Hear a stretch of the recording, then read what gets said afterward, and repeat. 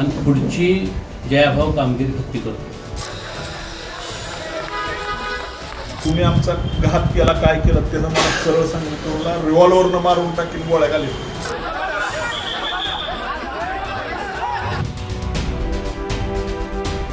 सातारा जिल्हा परिषद अध्यक्षपदाच्या निवडीवेळी प्रचंड राडा झाला होता. मंत्री शंभूराज देसाई आणि मकरंद पाटलांनी धक्काबुक्की केल्याचा पोलिसांवर आरोपही केला होता. हा सगळा राडा झाला होता सदस्यांच्या अपहरणाच्या तक्रारीवरून. मंत्र्यांच्या मध्यस्थीनंतरही पोलिसांनी मतदानास आलेल्या राष्ट्रवादीच्या ज्या सदस्यांना ताब्यात घेतलं होतं तेच दोघे आता माध्यमांसमोर आलेत. अनिल देसाई आणि संदीप मांडवे यांनी एन्काउंटरची भीती आणि या राड्यामागे कुणाचा हात होता याबाबत मोठा दावा केलाय.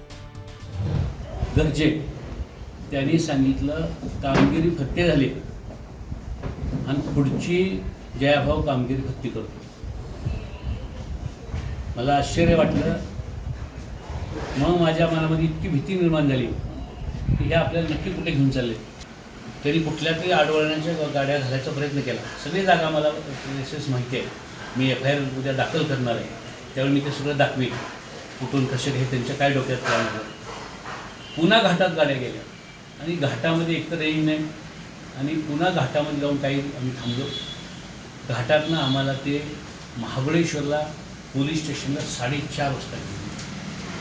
12:30 वाजता 12:20 इथून आम्हाला उचललं. आमच्या पोटात अन्न नाही, पाणी नाही, सकाळपासून आम्ही बाहेर पडलेलो आणि 4:30 वाजता आम्हाला स्टेशन डायरीमध्ये महाबळेश्वरला 4:30 वाजता गेले. त्यांच्या डोक्यात फार वेगळा प्रिप्लॅन होता.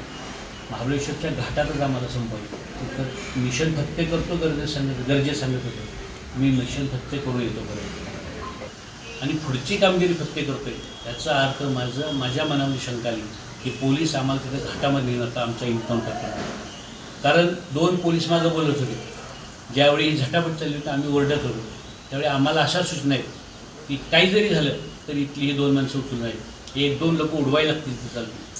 हे मी जबरदस्त सत्य बोलतो. त्या रस्त्यानं आम्हाला सिव्हिलच्या हॉस्पिटलच्या खालच्या बाजूनं मोठा चौकातनं डायरेक्ट मोळाच्या वाड्यामार्गे महाबळेश्वरला नेला. अक्षरशः भाऊनी सांगितलेली परिस्थिती अशी आहे, आम्हाला नेताना एकाही कार्यकर्त्यानं बघितलं नाही. आम्हाला नेलेलं कुठल्याही तिराईत व्यक्तीला माहीत नाही. आमच्या मनामध्ये प्रश्नांचं काहूर माजलं की हे पोलीस म्हणून आपला एन्काउंटर करतील का काय, अशी भीती माझ्या मनामध्ये उत्पन्न झाली. त्यानंतर त्यावेळेला माझ्याकडे मोबाईल होता. त्या मोबाईलवरून मला फोन येत होते सारखे. माननीय नामदार मकरंद आबांचा सुद्धा मला फोन आला. नंतर मी तो फोन उचलायचा प्रयत्न केला. त्या संबंधित गरजे म्हणून ऑफिसर आहे, त्यानं माझा फोन काढून घेतला. माझ्याबरोबर फोनवरनं सुद्धा बोलून दिलं नाही. त्या ठिकाणी त्या जात असताना मग मेढा आला. मेढ्याच्या पुढं गेल्यानंतर केळघर आलं. केळघरच्या वर घाटात गेलो. घाटात गेल्यानंतर त्याला फोन आला, काम आपलं फत्ते झालेलं आहे, आता तुम्ही माघारी या.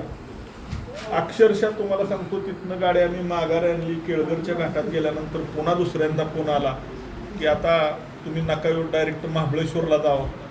मग पुन्हा आम्ही महाबळेश्वरला गेलो. म्हणजे वाटेत असताना आम्हाला तू गरजे म्हणलं साहेब आमच्या माणसांना तर कुणाला कळू दे आम्ही कुठं आलोय. तुम्ही आमचा घात केला, काय केलं त्यानं मला सरळ सांगितलं, तुला रिव्हॉल्वरनं मारून टाकीन, गोळ्या घालीन. अशा पद्धतीनं त्या गरजेनं माझी खूप मोठा दहशत आमच्या दोघांच्यावर माजवायचा प्रयत्न केला. सातारा पोलिसांनीच अपहरणाचा बनाव रचला. प्रत्यक्षात बापू शिंदेंचे अपहरण झालेच नव्हते असा दावा करत देसाई आणि मांडवेंनी विकास शिंदेंवरही निशाणा साधलाय. बापूसाहेब आज जातात, बापूसाहेब मतदान करतात आणि बापूसाहेबांचे अपहरणकर्त्यांना उचललं जातं आणि त्यांना जेलमध्ये डांबलं जातं.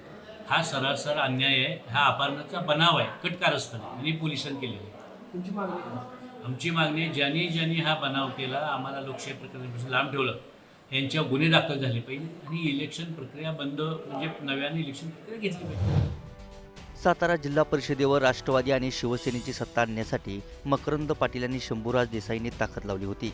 दुसऱ्या बाजूला शिवेंद्रराजे आणि जयकुमार गोरेंनी मित्र पक्षांचाच डाव हाणून पाडत बहुमत नसतानाही अध्यक्ष करून दाखवला. पण यावेळी सदस्यांची पळवापळव, अपहरणावरून पोलिसांनी घेतलेली भूमिका यामुळे निवडणुकीवरच प्रश्नचिन्ह उभं केलं गेलं. हे पडसाद अधिवेशनातही उमटले. शंभूराज देसाई आणि मकरंद पाटील यांनी जयकुमार गोरेंसमोरच केलेल्या मागणीनंतर सातारा पोलीस अधीक्षक तुषार दोशींसह जबाबदार अधिकाऱ्यांवर कारवाईचे निर्देश उपसभापती नीलम गोरेंनी दिले होते. मात्र सभापती राम शिंदेंनी त्यालाही स्थगिती दिली. आता त्यानंतर हा वाद काही केल्या थांबण्याचं नाव घेत नाही. कटाचे सूत्रधार मंत्री जयकुमार गोरे असल्याचं सांगत मांडवे आणि देसाईंनी थेट हल्लाबोल केलाय. त्यामुळे साताऱ्यातलं राजकीय वातावरण आणखी पेटण्याची शक्यता आहे. आता या घडामोडींचे महायुतीसह सरकारवर काय परिणाम होतात हे पाहणं महत्त्वाचं ठरेल.